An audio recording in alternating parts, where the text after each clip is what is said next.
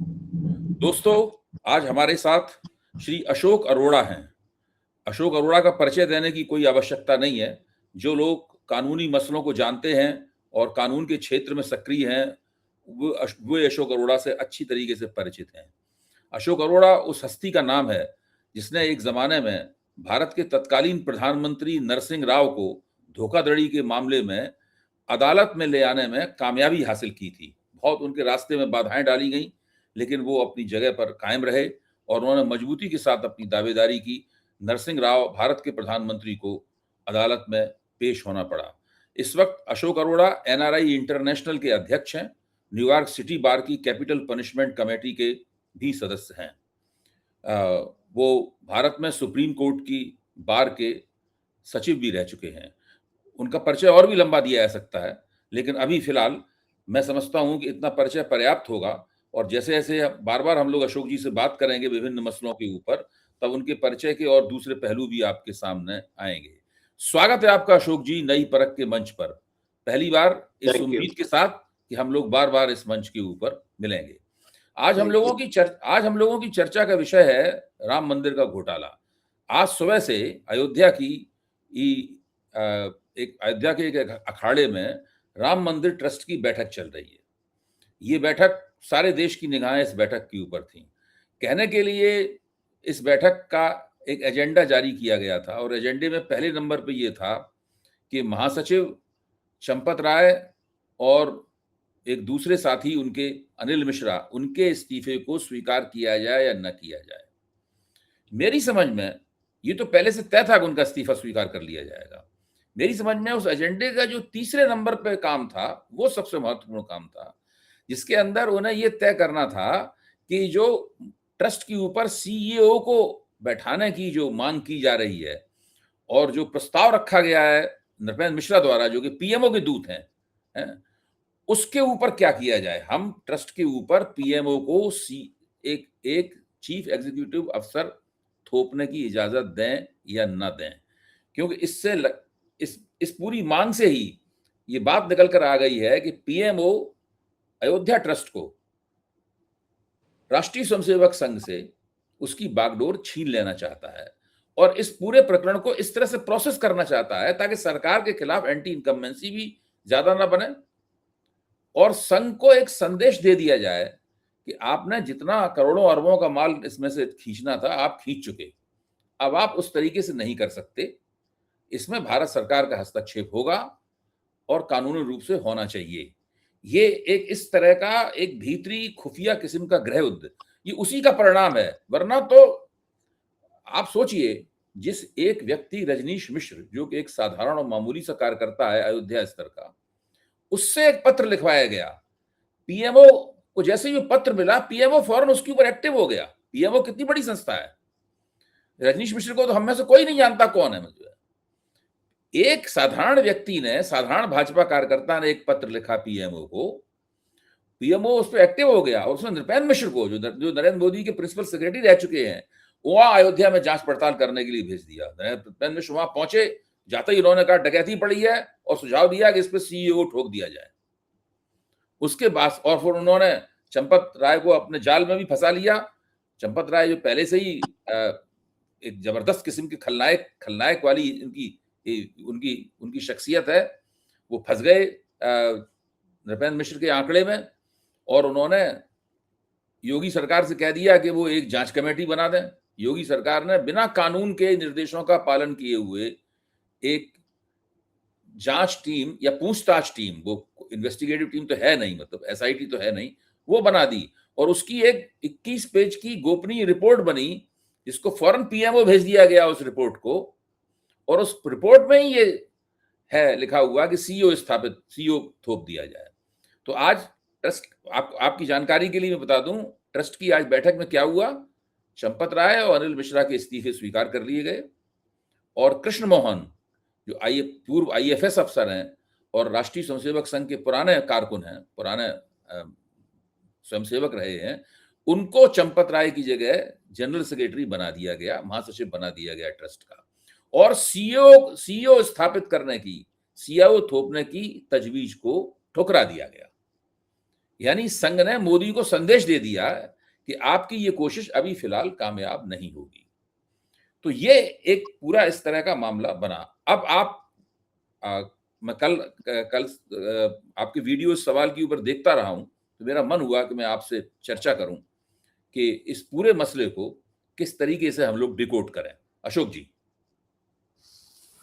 धन्यवाद प्रोफेसर दुबे। पहले तो आपने मेरी इंट्रोडक्शन जो दी उसमें एक लाइन शायद आपने कम बताई जो बड़ी इम्पोर्टेंट थी।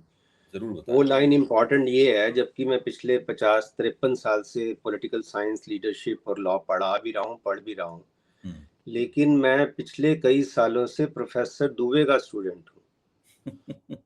मैं आपके प्रोग्राम बड़ी शिद्दत से देखता हूँ, और जब से मुलाकात आई तो और भी एक पर्सनल भी टच आ जाता है। तो मेरी इंट्रोडक्शन प्रॉपर यही है, your student, although I have been teaching and studying law, political leadership 53 साल से कुछ कर भी रहा हूँ।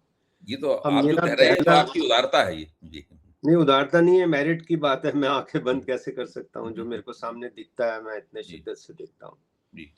लेकिन मैं एक हल्के से शेर से, लेकिन हल्का नहीं मैं कहूँगा, प्रोग्राम को थोड़ा लाइट करने के लिए, लेकिन बड़ी वो सब्सटेंस की बात है मेरे हिसाब से।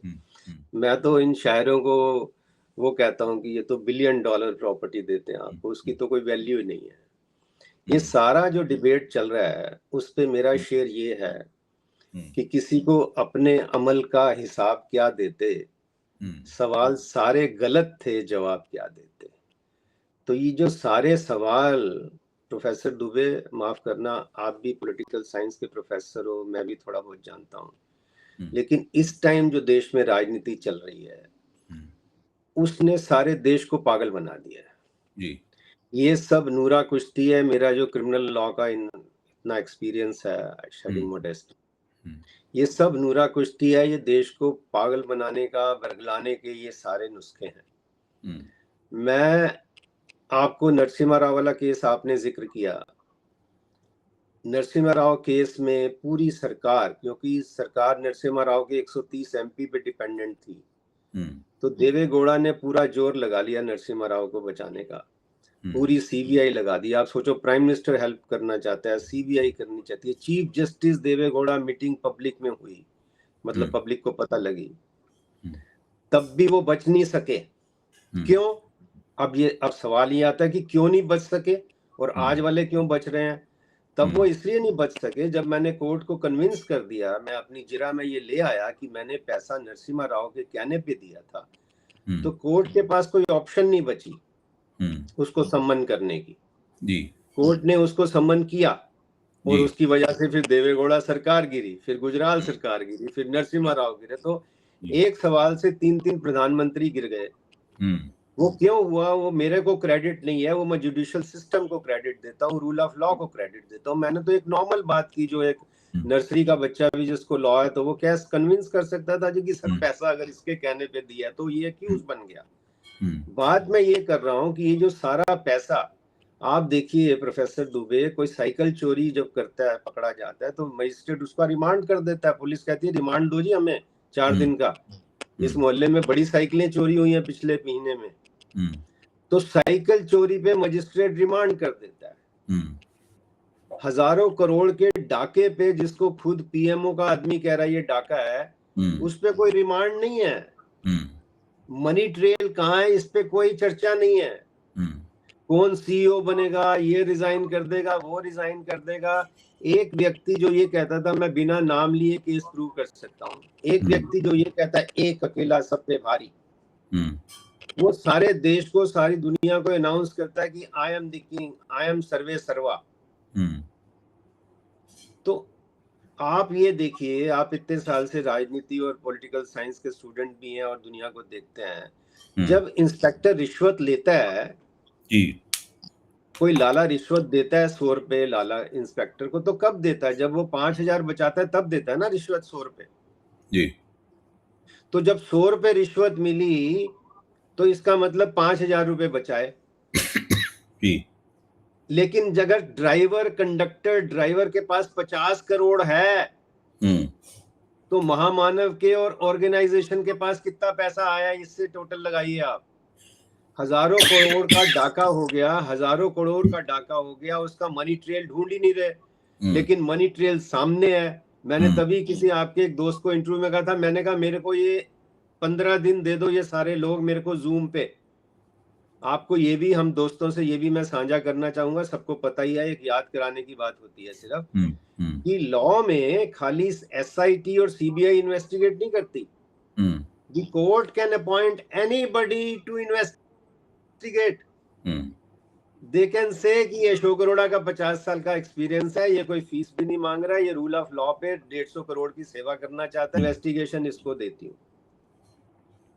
तो प्रॉपर इन्वेस्टिगेशन, और उसका इन्वेस्टिगेशन कराइए किसी कुरैशी साहब और मुरलीधर जैसे इंक्वायरी कमीशन बना के, 15 दिन मेरे को दे दीजिए, ये खट से महामानव तक, ये टॉप के बॉसेस तक पहुंचेगी बात।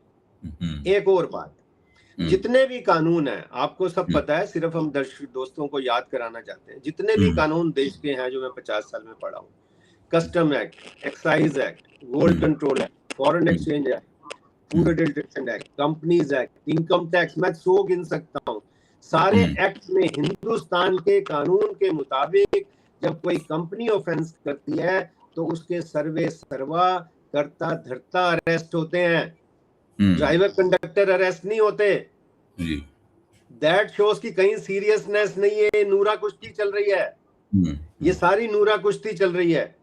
योगी मोदी के साथ, मोदी योगी के साथ, सब एक दूसरे को बचाने में लगे हैं, देश को समझाने में, जवाबदेही में नहीं है। जो डेमोक्रेसी में आज, क्योंकि न्यूयॉर्क में बैठा हूं तो मेरे को लिंकन बार बार याद आते हैं, जो लिंकन ने डेफिनेशन पढ़ी, जो आपने हमें पढ़ाई कि democracy is of the people, by the people, for the people, जो लोगों का, वी द पीपल। हमारे संविधान जो बाबा साहब ने दिया उसमें कहा वी द पीपल, हम मालिक हैं। और महात्मा गांधी ने कहा president is the first servant. तो प्रेसिडेंट अगर फर्स्ट सर्वेंट है महात्मा गांधी के हिसाब से, तो जो प्रेसिडेंट ने अपॉइंट किए हैं चीफ जस्टिस या प्राइम मिनिस्टर, वो कौन हो गए? वो नौकर के नौकर हो गए। बिल्कुल। But they are behaving like lords, वो आंसरेबल समझते ही नहीं है। प्रॉब्लम ये है, मनी ट्रेल सामने रखी है, जो इतना पैसा खर्च हुआ, आप देखिए MLA MP खरीदने में, जो इतना पैसा, इतने बड़े बड़े, आपने खुद ही कहा महल बन गए, वो पैसा कहां से आया है? आपको लगता है वो महल बन गए बिना इजाजत के? इनके पास, मेरे को यहाँ बैठे न्यूयॉर्क में वो जनसत्ता को मैं फॉलो करता हूँ और उसको I like to live that, सबको खबर दे, सबकी खबर ले।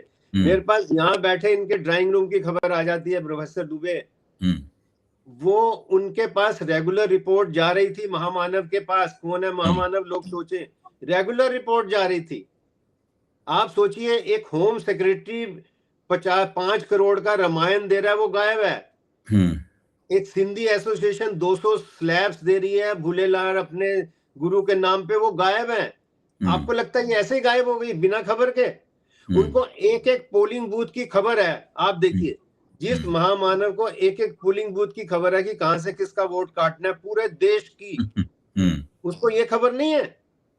तभी मैंने कहा सवाल सारे गलत थे, जवाब क्या देते? तो लोगों को ये पागल बना रहे हैं। अब हमें सोचना है, हमें आपको सोचना है, स्टूडेंट्स ऑफ पॉलिटिकल साइंस, की लोगों तक बात कैसे पहुंचे, ये लोकतंत्र कैसे बहाल हो। लोकतंत्र इस टाइम देश में, आप तो खुद पढ़े हो, प्रोफेसर क्रिस्टोफर को आपने भी पढ़ा है, मैंने पढ़ा है, डॉक्टर मुक्तेदार को, जितने भी पॉलिटिकल साइंटिस्ट हैं famous of the world, known of the world, they say wisdom institute Sweden को पढ़िए, फ्रीडम हाउस न्यूयॉर्क को पढ़िए, they say there is no democracy in India for last 12 years at all. लोकतंत्र नहीं है, मोदी तंत्र। आप नया एड वर्ड कर लीजिए अपनी डिक्शनरी में, मोदी तंत्र चल रहा है। तो मोदी तंत्र में कैसे होगा? और लेकिन जज आज भी अच्छे हैं, देखिए, चाहे 99% तो काबू है। अब मेरे तो सारे जूनियर हैं, जब से 21 से मेरे दोस्त, मेरे क्लास फेलो रिटायर हुए, उसके बाद मैं कहता हूँ 21 के बाद जो भी सीट पे है वो मेरा जूनियर होगा। तो मैं कह रहा हूँ यार मेरी उम्र का ख्याल नहीं करो, तुम्हारा सीनियर हूँ, मेरी बात कंसीडर तो कर लो। मैं ये कहता हूँ कंसीडर करो। एक हमारी माँ वो है जिसने जन्म दिया सबकी, लेकिन संविधान हमारी सबकी माँ है। जब हम कहते हैं भारत माता की जय, तो भारत माता की जय का मतलब भारत के संविधान की जय। तो भारत माता, संविधान हमारा, कॉन्स्टिट्यूशन हमारी माँ है। मैं इनको इसलिए थोड़ा सा इनकी सोल शेक करने की कोशिश करता हूँ कि जब आप संविधान का उल्लंघन करते हैं, उसको फॉलो नहीं करते, आप अपनी माँ पे थूकते हैं। आप सोचिए कब तक थूकेंगे। लेकिन आज भी अच्छे जज आपने देखा, वो जस्टिस जामदार, आपने देखा जस्टिस कुरैशी, देखा जस्टिस मुरलीधर, तो आज देखा जस्टिस अतुल श्रीधरन, तो आज भी अनिल दिवाकर, विनोद दिवाकर, तो आज भी जज तो हैं, लेकिन उनका नंबर इतना कम है। जब तक वो नहीं होगा तब तक किसी भी मसले पे बात करना नूरा कुश्ती चलती जाएगी, ये लोग को पागल बनाते जाएंगे। इन्होंने एक नए और राजनीति कर ली है, जो हमारे महामानव कहते हैं ना, एंटायर पॉलिटिकल साइंस, जो इन्होंने असली नकली टिकली जो भी है, मैं नहीं जाता, लेकिन मुझे ये लगता है कि वो असली नकली डिग्री में इन्होंने ये सीखा है कि चुनाव कैसे जीते, बाय हुक और बाय क्रूक, और कुछ नहीं पड़ा। चुनाव इनको जीतना आ गया, वो जीतना नहीं है, फ्रॉड है। As a political science student, I say this is not जीतना, this is a fraud. Fraud on nation, fraud on democracy. तो कब तक फ्रॉड करेंगे, कब तक इनको शर्म नहीं आएगी, सवाल ये है।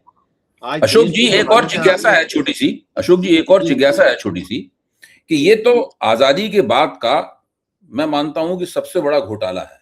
कम से कम 1000 करोड़ से लेकर, धीरे धीरे इसका आकलन किया जाएगा तो 1000 करोड़ से लेकर 2000 करोड़ के बीच का घोटाला हुआ। और इसके 3 पहलू हैं। बहुमुखी घोटाला है, पहला है जमीनों की खरीद में किया गया घोटाला, दूसरा है चढ़ावे का माल उड़ाया गया, और तीसरा है जो निर्माण सामग्री थी उसमें 40% कमीशन खाया गया। इन 3 तरीकों से अयोध्या में 2021 से अकूत संपदा साइफन आउट हो रही है, और वो कहीं किसी जाके खजाने में, जहां जिसको 40 चोर जहां पहरा दे रहे हैं, वो हाँ, चंपत राय जो है, चंपत राय एंड कंपनी और उनकी जो मंडली है राष्ट्रीय स्वयंसेवक संघ द्वारा नियुक्त, ये इस काम को कर रही है, लेकिन माल असली कहीं और जा रहा है। ये तो खबर आई गई है कि भाई गोपाल राव का भतीजा हर थोड़े थोड़े दिन बाद एक बोरे में भर के माल ट्रेन से ले जाता था, खाली हाथ आता था हवाई जहाज में बैठ के। भास्कर में छप चुकी है खबर, और एसआईटी को ये सो कॉल्ड एसआईटी को ये तथ्य बताया जा चुका है, ये भी सब हो चुका है।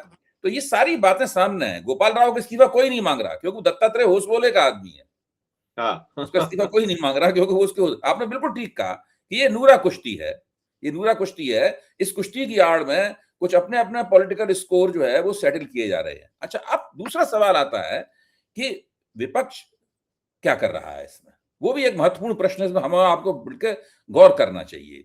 सत्ता पक्ष क्या कर रहा है, वहां नूरा कुश्ती हो रही है, वो मामले को तरह तरह का नैरेटिव चला के भ्रम फैलाया जा रहा है, वगैरह वगैरह। लेकिन अपोजिशन क्या कर रहा है?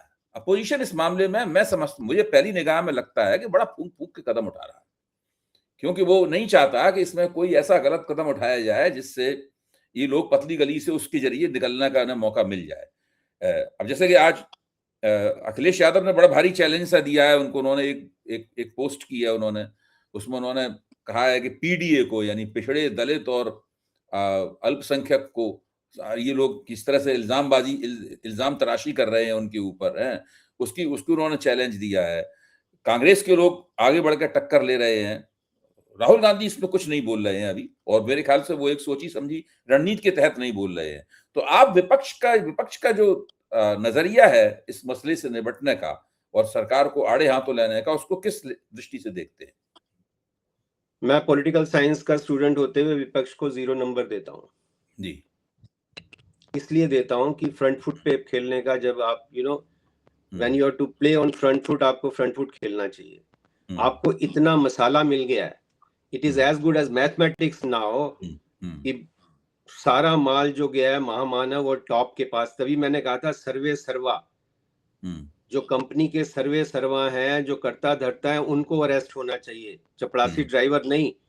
इस केस में विपक्ष को कहना चाहिए, विपक्ष को ये बात करनी चाहिए, मैं उनको समझा सकता हूँ, पढ़ा सकता हूँ कि आप लोगों ये बताइए, हिंदू धर्म की बात मत करें, वो सवाल हिंदू धर्म का नहीं है, सवाल ये है मेरे पैसे वो एनजीओ रजिस्टर्ड है या नहीं है, उससे भी कोई मतलब नहीं है। लोगों का पैसा गया है, मेरा वी द पीपल, हम मालिक है। मैं वो इसलिए Mahatma Gandhi, I am the owner, आप सर्वेंट है, नौकर हैं। और अगर मालिक का माल लूट गया है तो उसकी जांच होनी चाहिए कि नहीं होनी चाहिए?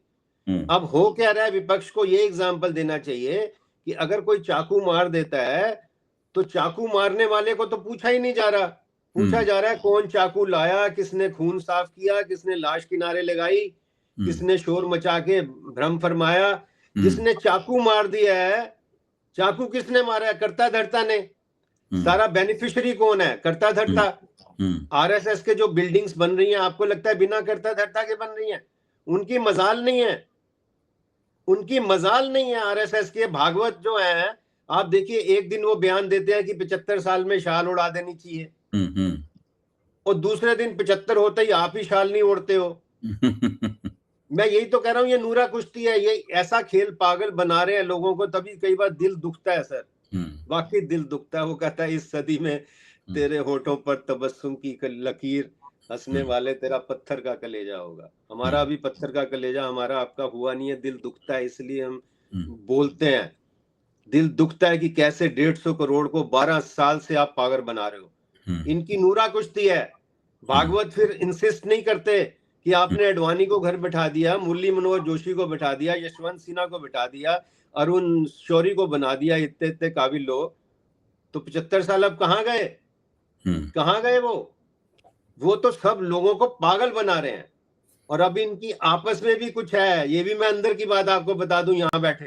अब आपस में भी महामानव और नंबर 2 में कुछ बात है, क्योंकि महामानव ने नंबर 2 को प्रॉमिस किया था 75 साल का। मैं आपको अब बता रहा हूं। अब महामानव क्या कहते हैं, मैं आपको यहाँ बैठा बता रहा हूं। अब महामानव कहते हैं आपसे संभलेगा नहीं, आपके साथ नहीं जुड़ेंगे। जबकि वो कहते हैं जब मैंने आपके लिए जोड़ लिए तो अपने लिए क्यों नहीं जोड़ सकूंगा। आप देखिए, मैं तो यहाँ बैठे इनकी खबर ले रहा हूँ सारी। मेरे को ये कहते हैं कि वो 5 जज जो सुप्रीम कोर्ट में बात करते हैं, अशोक तेरे तक कैसे पहुंचती है? मैंने कहा मेरे तक ऐसे पहुंचती है, जो ईमानदार जिसका ठीक स्टैंड होता है वो मुझे फोन करके कहता है अशोक सुप्रीम कोर्ट में अब सिर्फ 2 ही मर्द हैं। सुप्रीम कोर्ट का सिटिंग जज कहता है अशोक सुप्रीम कोर्ट में 2 ही मर्द हैं, जिसमें से एक महिला है। तो इसको मद्देनजर रख के अटैक करना चाहिए, सुप्रीम ओपोजिशन को देखना चाहिए। आप सारे इलेक्शन हार रहे हो, मैं आपके सारे प्रोग्राम देखता हूँ दुबे साहब, at the cost of repetition. I am a big fan of yours. आप तो मुझे लस्सी नहीं पिलाते हो, बट मैं आपका फैन जरूर हूँ। बहुत बहुत शुक्रिया। आप ये देखिए, महाराष्ट्र में सड़कों पे ये जीत रहे थे, हरियाणा में सड़कों पे जीत रहे थे, बिहार में सड़कों पे जीत रहे थे, बंगाल में सड़कों पे जीत रहे थे, दिल्ली में आपने जो देखा वो तमाशा किया। सड़कों पे आप जीतती है डेमोक्रेसी, और बैलेट पे हार, ईवीएम में हार जाती है। सुप्रीम कोर्ट बेशर्मी से, मैं कह सकता हूं, let them invite me for conduct, बेशर्मी से ये कहती है। पहले आपको पता है एक पोलिंग, एक वोट के लिए हिमाचल में और कश्मीर में पोलिंग बूथ बनता था, एक वोट के लिए 10 लोग जाते थे, एक वोट के लिए। अब सुप्रीम कोर्ट कहती है अगले साल दे देना, अगले इलेक्शन में दे देना। इतना लाइट, इतना हल्का, इतना अनकॉन्स्टिट्यूशनल, इतना क्राइम। आई से it is a crime. Supreme court making this statement कि आप अगली बार देना is a crime against humanity, crime against your own oath, crime against the constitution. मेरा फंडामेंटल राइट है। आप तो पढ़ रहे हो पॉलिटिकल साइंस, 1 रुपये फाइन के लिए दुबे साहब शोकाज देना पड़ता है। You are required to show cause why penalty of ₹1 should not be imposed. और वोट काटने के लिए पूछना ही नहीं पड़ता। ओपोजिशन को ये सोचना है, ओपोजिशन सोच रही है हम soft Hindutva. There is nothing like soft Hindutva. आप उनको हिंदुत्व पढ़ा सकते हो, ओपोजिशन को हिंदुत्व पढ़ाना चाहिए कि हिंदू वो नहीं है जो आपने बात करी थी। हिंदू वो नहीं है जो खाली मंदिर मंदिर की बात करे और मंदिर का दान लूटे। हिंदू वो है जो हिंदुत्व समझाए। हिंदुत्व, मैं इनको एक लाइन समझा देता हूं नकली हिंदुओं को। हिंदुत्व इज अहम ब्रह्मास्मि, अहम ब्रह्मास्मि इज हिंदुत्व। हिंदुत्व वहां जाके मंदिर में पूजा करना नहीं है, नकली पूजा है। आपने सारे शंकराचार्य बाहर कर दिए, ट्रस्ट से भी, पूजा से भी। आप खुद ही शंकराचार्य के पिताजी बन गए। ये हिंदुत्व है क्या? आप जो लैंग्वेज बोलते हैं ऐसे, opposition, if I am opposition I come in, I am anti establishment रहते हैं। आप ये बताइए ये कौन सा हिंदुत्व है कि कोई बंदा पार्लियामेंट में खड़ा होकर कहे एक अकेला सब पे भारी? ये मर्यादा पुरुषोत्तम ने ऐसा बोला था क्या? मर्यादा पुरुषोत्तम ऐसे बोलते थे महिलाओं को, ओ दीदी, ओ दीदी? आप ये बताइए, मर्यादा पुरुषोत्तम बोलते थे क्या 100 करोड़ की गर्लफ्रेंड किसी महिला के बारे में ऐसे? मर्यादा पुरुषोत्तम बोलते थे मणिपुर में जितने मर्जी रेप हो गए मैं तो चुप रहूंगा, मैं मोनी बाबा हूं सबसे बड़ा? तो ये ओपोजिशन को अटैक इस पे करना है। ओपोजिशन बोल ही नहीं रही है। ओपोजिशन के नलायक उनके जो एमपी बन जाते हैं, राज्यसभा आ जाते हैं, इवन जो लॉयर्स, मैं तो पहले कबीर फैन हूँ, बुरा जो देखन मैं चला तो बुरा ना मिले कोई, और जो दिल खोजा अपना तो मुझसे बुरा ना कोई। मैं पहले अपनी क्लास को ब्लेम करता हूँ। Judicial system is to be blamed, not godi media. Godi media एक मिनट में घर बैठ जाता अगर अर्नब को बेल नहीं देते वो नालायक Chandrachud. Judicial system is at fault. इनके जो एमपी बना देते हैं राज्यसभा में नालायक, नाम लेने की जरूरत नहीं, आपको पता है जो कांग्रेस ने बनाए, वो इनको डराते हैं जुडिशरी के खिलाफ मत बोलो, हिंदुत्व के खिलाफ मत बोलो, तो बेचारों को समझ ही नहीं आता कि मैं इधर जाऊं या उधर जाऊं। हाफ हार्टेडली जब आप अपोज करते हो उसका कोई असर नहीं होता। You don't become a role model for people, you should become a role model if you want to achieve something. वो पॉलिटिकल लीडर, मैं शेडिंग मोडेस्टी प्रोफेसर दुबे, मैं वर्ल्ड रिकॉर्ड एस्टेब्लिश किया मैंने इलेक्शन जीतने में, world record. There is no other person 3 time CEO district bar, 3 time CEO supreme court bar, दुनिया में कोई नहीं बना है। मैं इसलिए, मैं घमंड से नहीं कह रहा हूं, मैं इसलिए कह रहा हूं कि लोगों को हम पढ़ाएं, हम आप पढ़ाएं, हम बना सकते हैं, इनको लीडर बना सकते हैं। लेकिन इनको पता ही नहीं है, पॉलिटिकल साइंस का पता नहीं है, और ये सोचते हैं कभी जनेऊ पहन के चले जाते हैं। आप पंडित नेहरू को याद कीजिए, उन्होंने मना कर दिया था राजेंद्र प्रसाद जी को कि आप मंदिर के उद्घाटन में नहीं जाएंगे, मंदिर हमारा फर्ज नहीं है। ये करेक्टर है जिसको आज ये क्रिटिसाइज करते हैं, जो उसकी जूती के बराबर नहीं है वो लोग। आपकी बहुत सी बातों से मैं सहमत हूं अशोक जी, आपने जो बातें कही, और खास बात यह है कि जो आज के हम लोगों की चर्चा का जो टेक अवे है, हम लोग अपनी चर्चा के आखिरी दौर में पहुंच गए हैं। टेक अवे ये है, एक तो पहली बात आपने बहुत मजबूती के साथ ये रेखांकित की कि जो राम मंदिर के जो ट्रस्ट की बैठक हुई, ये एक तरह का नूरा कुश्ती है, और भ्रम फैलाया जा रहा है, असलियत को छिपाने के लिए ये सब किया जा रहा है, अपराधियों को बचाने के लिए किया जा रहा है। और दूसरा महत्वपूर्ण जो बात आपने कही वो ये है कि अपोजिशन को, विपक्ष को संकोच नहीं करना चाहिए, बल्कि फ्रंट फुट पे आके बल्लेबाजी करनी चाहिए। उसके पास पर्याप्त सामग्री है, वो इस सरकार को कटघरे में खड़ा कर सकते हैं, वो राष्ट्रीय स्वयंसेवक संघ को कटघरे में खड़ा कर सकते हैं, वो हिंदुत्व की जो फर्जी हिंदू राजनीति है उसको कटघरे में खड़ा कर सकते हैं। बहुत बहुत धन्यवाद अशोक जी, बहुत उम्दा और विचारोत्तेजक बातें आपने की, और जल्दी ही इसी मसले पर हम लोग एक बार फिर मिलेंगे, क्योंकि अभी ये मसला खत्म नहीं होगा, अभी ये काफी दिनों तक चलने वाला है। बहुत बहुत शुक्रिया। मैं तो आपका स्टूडेंट हूँ, ऐसे ही रहूंगा। Thank you.